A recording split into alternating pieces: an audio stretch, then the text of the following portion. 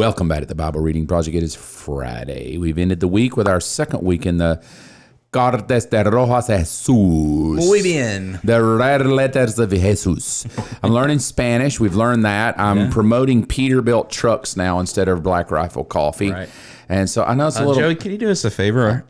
All week, can you just blur out all the Black Rifle logos? Yeah, and just tag Peterbilt trucks. I'm wanting one. I'll take a used one. All right, I'll take a used one. So promoting Peterbilt trucks. I think that would be cool. Right now I drive a Kia Soul. Yeah. What would you think, Vinny, if I drove up to church and because I don't have preachers parking, right? I don't do that. Yeah. So it's not like I got pastors parking. Right. When I get there, I just had to park wherever. Yeah. But I guarantee it'd make a statement if Paul pulled up in a big rig. And I'm be playing, Smokey and the Bandit in the background. Well, that would make a statement of, wow. You know, we could put a CB in the sanctuary, and you could be like, people's coming. Breaking 1-9, this is Smokey. My name was Mountain Man. Mountain Man. I think, or Scooby-Doo. Scooby Jr. I was Scooby Jr. What do you mean was? Because I had CB radio growing up, man, because we didn't have cell phones. So it was like, this is Scooby Jr. come in, Mountain Man. Scooby Jr. come in, Mountain. Break 1-9 is Scooby Jr. I was Scooby Jr. because my brother was Scooby-Doo and I was Scooby Jr. But have you ever been, Peter the Bilt is on here. He drives Peterbilt trucks. Yeah. You ever ridden with him? I did. Dude, so fun. We went up to Tennessee. Dude, I know. It's so fun. He let me ride beside him in the cab. We had such a great time, man. Yeah. It's a little freaked out. I have a much greater respect of truckers. Right. Because, man, the amount of cars that pulled in front of us, I might just run them over. Yeah, right. Run them over. I have a much greater respect now. For sure. I learned some Spanish. I want to see if you can decipher what I've learned. All right, let's see. Ryan falló a la escuela, pero se graduó de todos modos. I'll do it slower. Okay. Ryan falló a la escuela, pero se graduó de todos modos. I know escuela is school. Okay. And sounds like that I graduated something. Okay. The actual English is Ryan failed school but graduated anyway. Right? You flunked Spanish, but you got honors anyway. So I'm practicing. I'm just going to try to what I'm going to try to do is take people on my journey of Spanish. So next week, I'm just going to give a phrase a day of my Spanish that I'm learning, or something you would like me to learn. You can ask me and I'll learn it for the next day. And then we'll just do a whole episode of the Bible Reading Project in Spanish. One day. So let's jump in. It is Friday. We're doing the same thing. We've been talking about Jesus as a 12-year-old boy. Thank you for hanging out with us all week. We're doing something new. You can download it in the bio link or under the comments section on our YouTube page to download the worksheet that goes along with this, man, and get you some people together, read the Bible together, dig it out together. As Ryan says, we want you to go deeper. What we mean by that is we want you to get discipled for Jesus Christ. So why don't you read today Luke chapter 2, verse 41 all the way through 52, and we'll wrap up this week with our second week in the Red Letters of Jesus. Yeah. Every year, Jesus' parents went to Jerusalem for the Passover festival. When Jesus was 12 years old, they attended the festival as usual. After the celebration was over, they started home to Nazareth, but Jesus stayed behind in Jerusalem. His parents didn't miss him at first because they assumed he was among the other travelers. But when he didn't show up that evening, they started looking for him among their relatives and friends. When they couldn't find him, they went back to Jerusalem to search for him there. 3 days later, they finally discovered him in the temple, sitting among the religious teachers, listening to them and asking questions. All who heard him were amazed at his understanding and his answers. His parents didn't know what to think.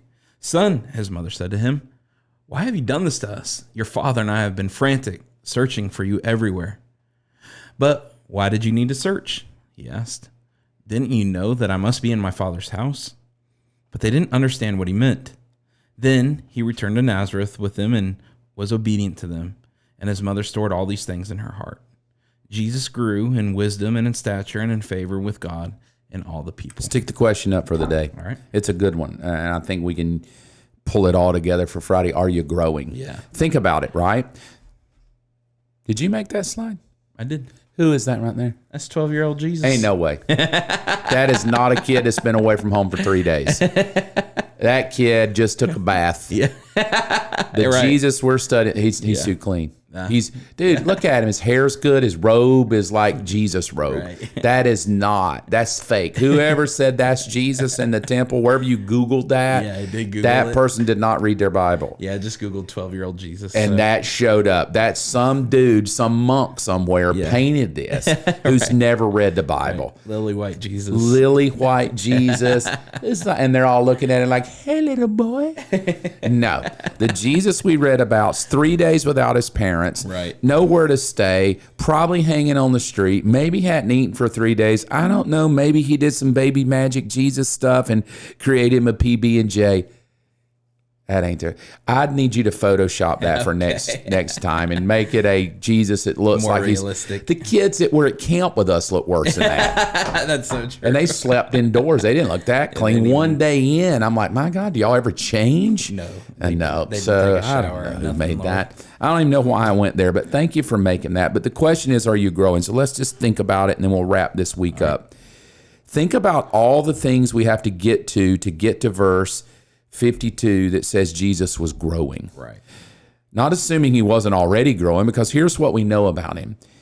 He's obedient to his parents. He's going to a religious festival, meaning he probably grew up in a religious home, meaning that he may not have liked it, but he was obedient to do the religious things his parents did. Right. And then at some point, because he wanted to grow and know more about God, he broke from the usual. He broke from all the assumptions, because why? I want to know more about God. Right. I want to grow more with God. Yeah. He gets into an uncomfortable place to where he has to really seek after God and make decisions that are hard because he wants to grow in God. Mm-hmm. And then once he makes those decisions to grow in God, he realizes, that wasn't really the decisions that were probably the best for my parents. Yeah. So I'm going to go home and just be obedient and do, meaning that there's going to be, because we really don't hear about Jesus again until he's 30. Right. So 18 years of just, just seemingly boring and just, it's no fun. And it just, I want to do the miracles and we don't really know. But I think that when you say, are you growing? I think it has to be answered in more than just a yes or a no. Mm-hmm. I think it has to be answered with, are you in an environment that will help you grow? That's good. Are you willing to break from the usual habits that will help you grow? Right. Are you willing to break from what everybody else thinks about you and assumes of you to grow? Are you willing to be uncomfortable to grow? Mm-hmm. Are you willing to do things that are boring and lifeless and hang out with people that can help you grow? Right. Then I think it's a fair question. Yeah. Are you growing? I think if we just made that difficult, we could ask in a much greater way. Are you in an environment of growth, hanging out with people to help you grow, willing to change to grow, break habits to grow, be uncomfortable to grow, do things that are boring to grow, stick with the process long term to grow, versus I think I'm just going to go to church once a week. Yeah. So talk about that a minute, growing. The curse word of process, right? Mm-hmm. Because that Jesus himself goes through this process from 12 to 30.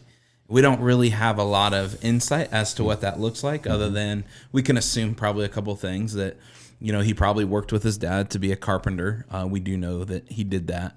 And that it says that he grew in stature and in favor with God. Mm-hmm. To me, that's very interesting, because here he is, God incarnate, and yet he grew, meaning that there was room to move. Like, I just assumed that he was already had the most favor, had the most stature with God as Heavenly Father, because he is God and was with God. And yet here he is, that there's room for him to grow with God, and then with all the people too, right? Everyone in his community. And so, how is that even possible, that there is even room for him to grow with God? That he puts himself, that he put himself in the most humble of positions, that he came as a man, as a child, as a baby, and now he can grow physically, spiritually, mentally, in faith, and the fact that he did grow. That means that every single struggle that we have, Jesus had the same struggle. So to have the excuse of, I can't do it. No, yes, you can, because even Jesus himself did. Yeah, that's good, man. And I think, the question we'll leave you with on Friday today is not just answer yes or no, Right. right?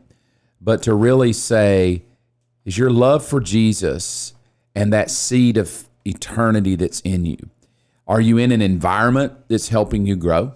The friends you hang out with, the life you're living daily, is that an environment that can help you grow with God? Right. Are you seeking God? Meaning, is 99% of your life Netflix and all the social medias and friends and sports, and I give God 1%?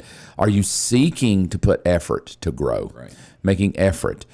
Do you have voices around you, a parent, a mentor, Right. that's helping you grow? Will challenge you. Are you willing to be uncomfortable to grow? Right. Are you willing to break from the usual to grow? Yep. That was hard for me. I was doing things that weren't right, and I had to break from the usual to grow with God and to go where God wanted me to go. And then to come to the place to say, you broke from the usual. Are you willing to just stay in the process long term? Yeah. Over and over and over, every day, day in and day out, to grow with God. I guess a good question is, we're all growing. You're gonna grow no matter what. But I guess a good question is, where are you growing? In other words, when you grow up, where are you gonna be? Are you growing up in darkness? Are you growing up in light? Are you growing up to be more like Jesus? Or are you growing up to be more like self?